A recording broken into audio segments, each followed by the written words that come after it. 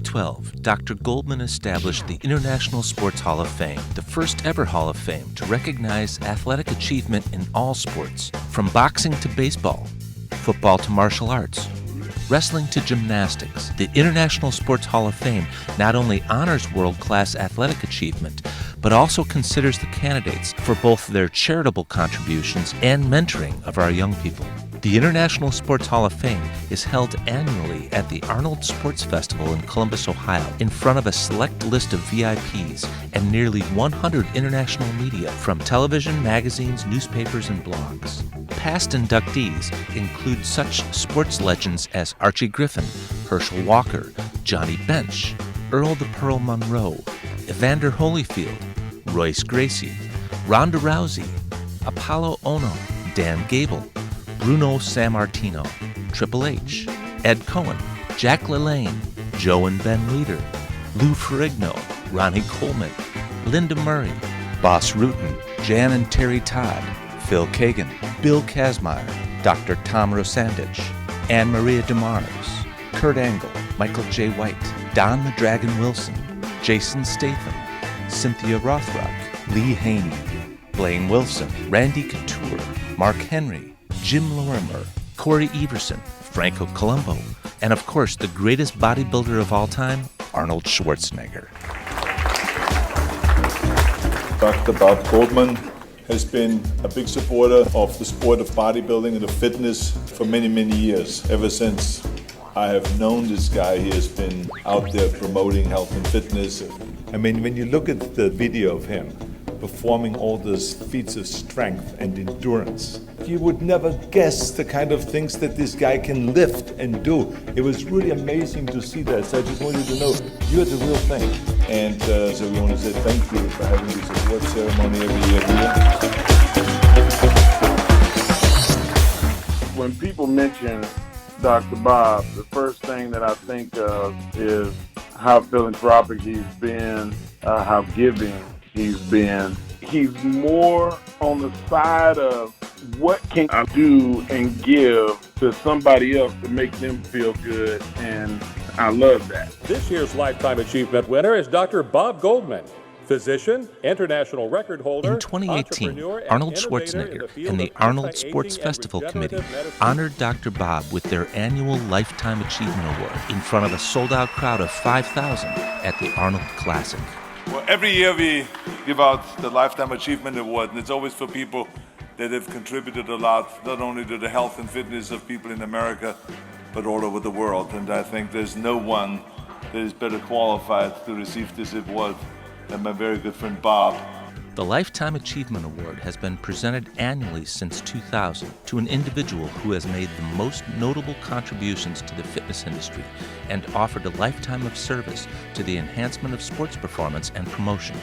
Past inductees have included such legends as Joe Weider, Sly Stallone, and Jack LaLanne. Thank you, and here it is. Let's give him a big, big hand.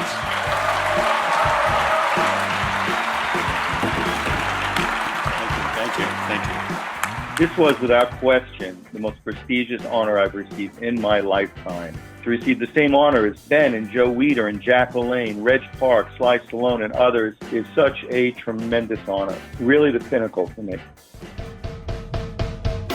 The Arnold Sports Festival Lifetime Achievement Award is the crown jewel among a long list of awards Dr. Bob has received in recent years. Dr. Goldman has been inducted into numerous martial arts Hall of Fames around the world, and most recently was the recipient of the 2018 Grandmasters Cup.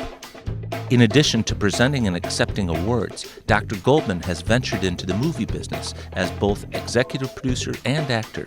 Dr. Bob has produced action films with other martial arts legends such as Cynthia Rothrock and Don the Dragon Wilson, and has co-produced movies and shorts which have won numerous film festival awards.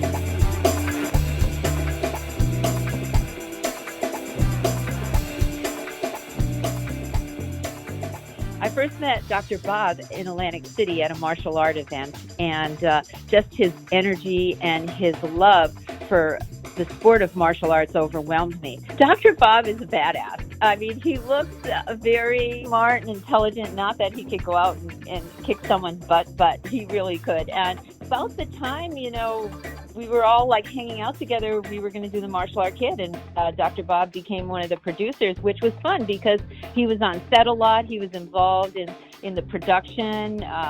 He also made a guest appearance in the movie as well. So it was, a movie that we're all proud of, and I think Dr. Bob was proud of it. It won like 5 Dove Awards, and it basically isn't just an action picture. It has a great message to kids not to tolerate bullying.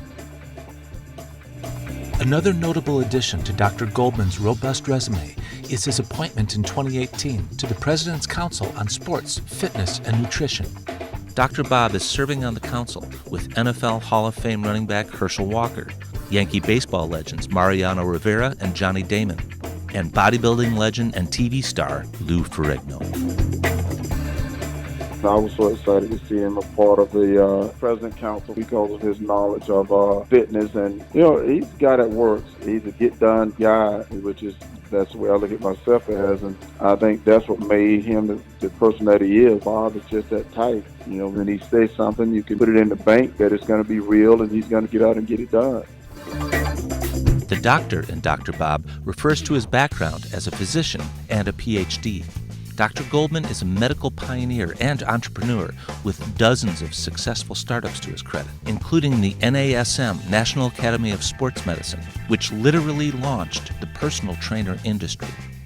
Dr. Goldman, along with his business partner Dr. Ronald Klatz, co-founded the A4M, American Academy of Anti-Aging Medicine, in 1992. As chairman, Dr. Goldman has helped grow this medical association to the largest of its kind in the world. With over 26,000 members from more than 120 countries across the globe.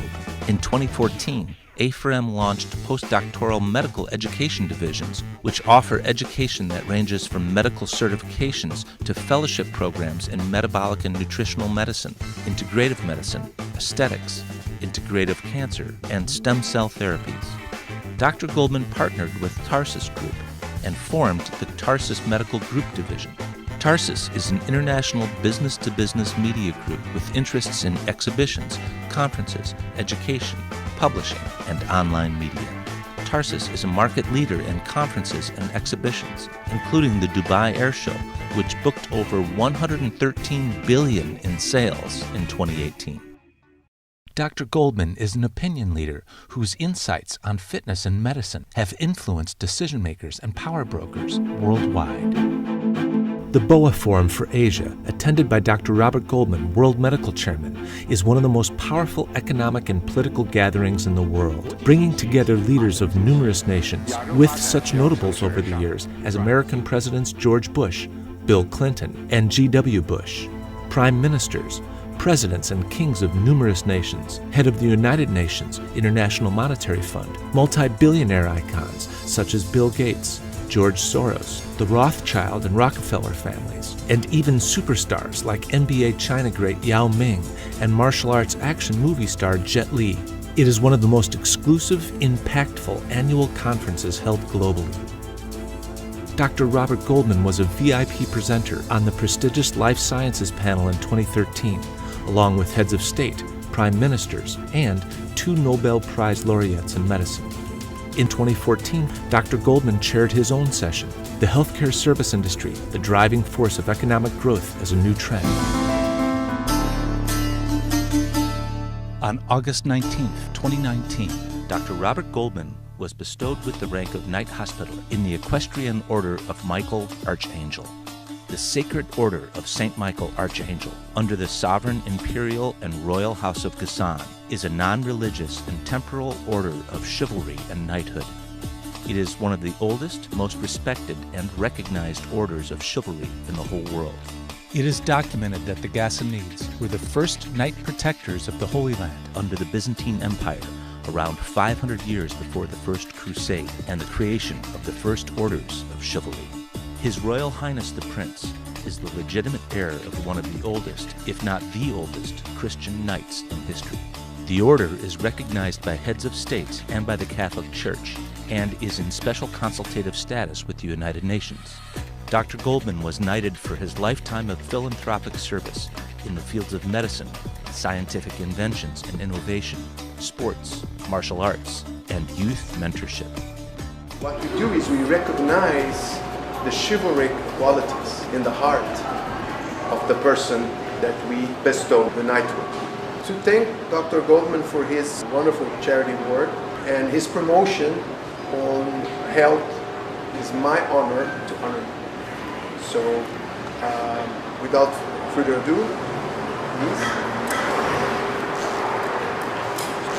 In the name of the Father, the Son, the Spirit, St. Michael.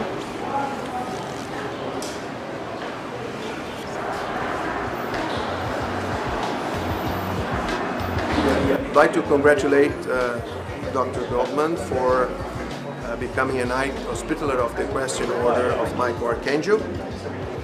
It's a great privilege for us for having him for all his work in health, in charity. So it's a great privilege to be here. Honoring him, again, is an honor for me.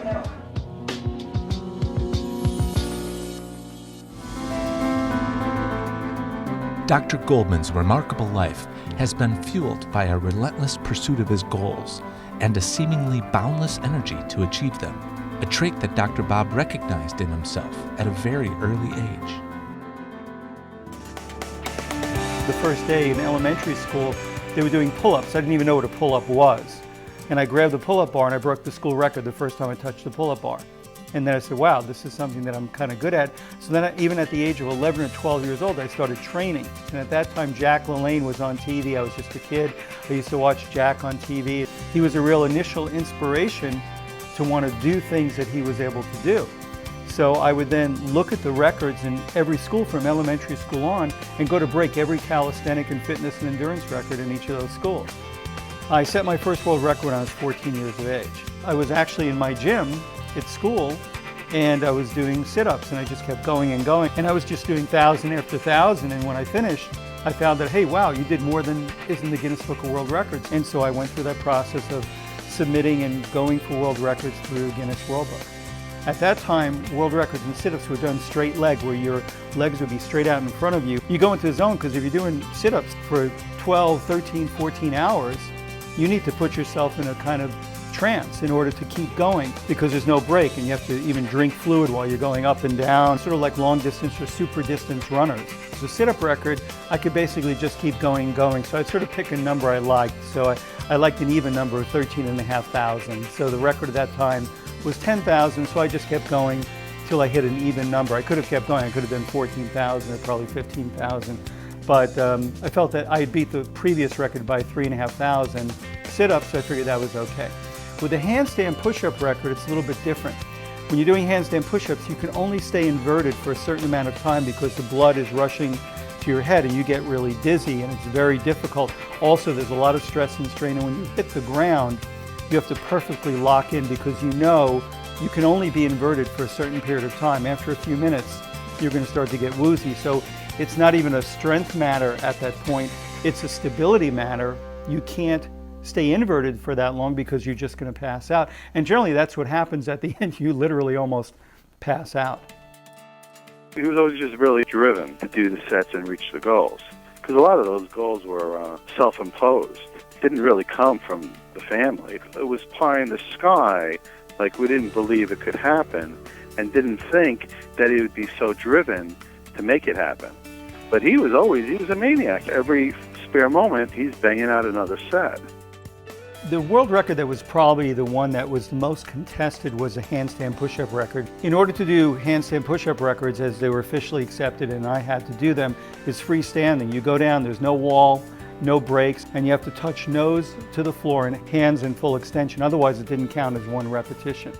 So it's very strict. So you have a gymnastic official and an official counter.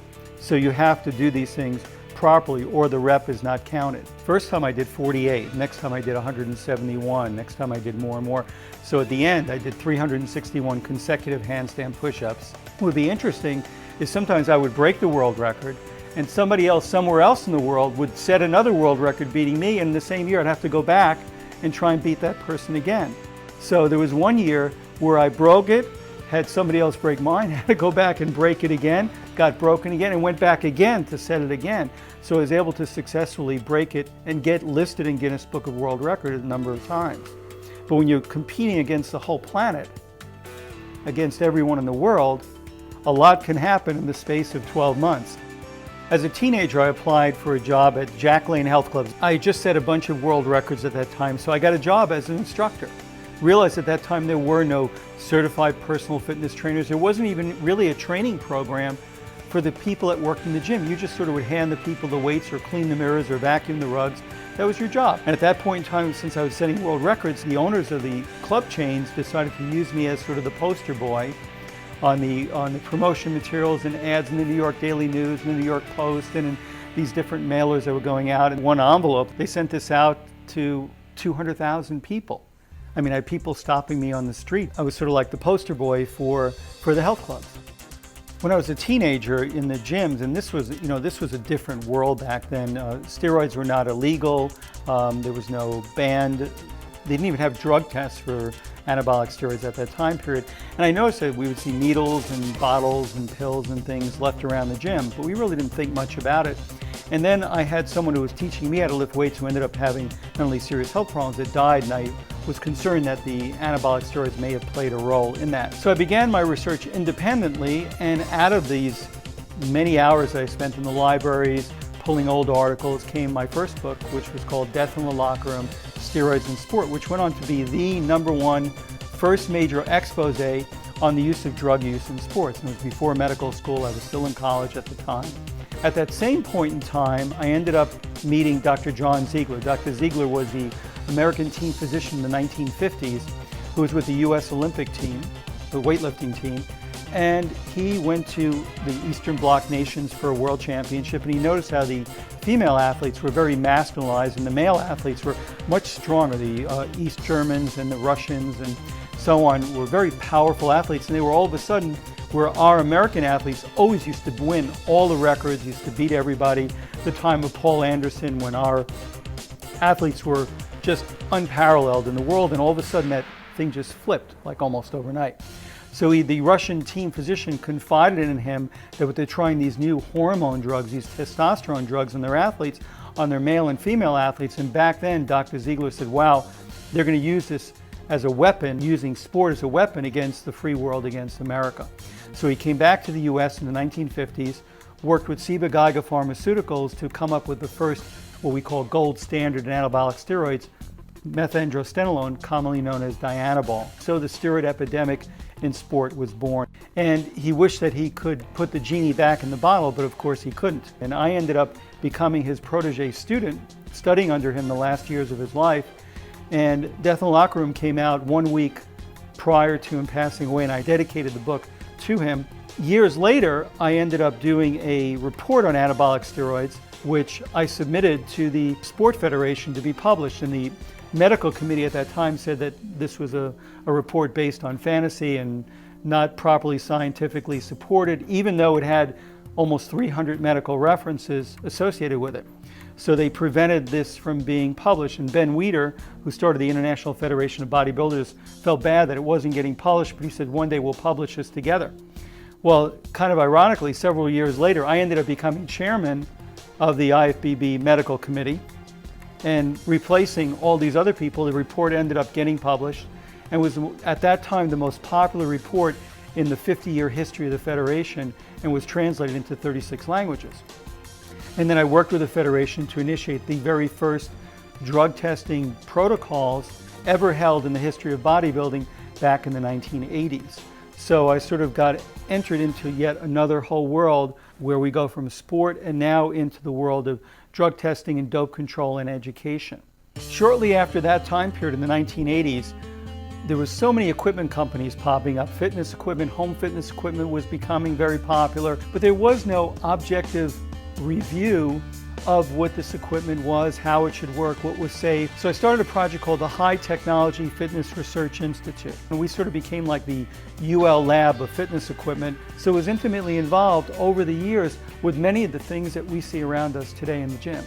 So this led to another book called the E Factor, the Ergogenic Factor, covering every category of fitness equipment, rowing machines, treadmills, multi-station devices, every device you can imagine, and going through in detail the positive and negatives, again, bringing into the public arena the things that are good for you and the things you need to exercise a bit of caution with. In the late 1980s, and I had worked in the health clubs for years, there were no certified personal trainers. And so I wrote the first exam, what was considered the first certification for personal fitness trainers back in the late 1980s. And formed with myself and Dr. Ron Klatz, we formed NASM, the National Academy of Sports Medicine, which today has gone on to be one of the top certifications, sort of a gold standard certification for personal fitness trainers, because there were no certified personal trainers or a CPT. That was something I had trademarked. And then, of course, within just a year of doing the very first certification ever held for personal trainers, over 270 other groups came out of the woodwork to form their own certification. So when you start something that's new and interesting, you literally birth an whole industry, and that's what happened. And what Dr. Goldman did was he created a foundation and a structure. He made it where everybody had to be licensed and certified. Not just anybody can be a trainer. You have to be a certified personal trainer. And then all of a sudden the whole fitness industry boomed. You know, a lot of it is because of Dr. Goldman. It just completely legitimized fitness. Working with my long-term business partner, Dr. Ronald Klatz, we were very concerned about what we would see in emergency medicine. We always see people doing CPR, and as doctors, we're all trained in CPR. What we found is that 95% of the people died whether you did CPR or not. So we actually developed and did the first whole array of patents in brain resuscitation, where we knew if we keep the brain alive long enough, the heart can hang around for 20, 30 minutes. The brain, we only had 5 or 6 minutes. So if we could chill down the temperature of the brain or infuse different chemicals in or preserve the brain or do some type of brain resuscitation technique, we could keep the brain alive long enough to get them to the emergency care facility. So we wrote the whole array of original patents in brain resuscitation technologies.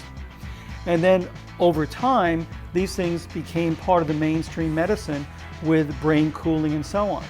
We also knew about preserving organs, that if we could chill down the organs, we could preserve them longer so they can then be transplanted. At one time, we were overseeing a patent portfolio of over 150 patents in the areas of brain trauma, emergency medicine, blood products, and so on. So we were very aggressive in taking that technology and saying, how can we turn it into something that will really save lives? Today, the organ resuscitation and rejuvenation technologies that we've developed are now saving tens of thousands of lives around the world, because we are now able to take organs and reanimate them so they can be transplanted to people. In the late 1980s, we flew 12 doctors to Chicago, all specialists in different areas of medicine, and we said, you know, we have to change. We have to develop medicine for the future. We have to develop a whole new paradigm of medicine. So we developed the American Academy of Anti-Aging Medicine, actually came up with the term anti-aging, which is now used around the world. And so anti-aging medicine was born with just 12 doctors, and today has evolved into the largest preventive medical society in the world. We do conferences globally, and we train tens of thousands of doctors a year. In fact, we've trained over 100,000 physicians and scientists on site at these conferences. And we were getting governments, ministries of health, ministries of sport to be involved. And again, going back to the bodybuilding industry, that gave the entrees, because during those years of bodybuilding, I got to meet the ministers of sport and ministers of health and prime ministers and heads of government in these nations all over the world.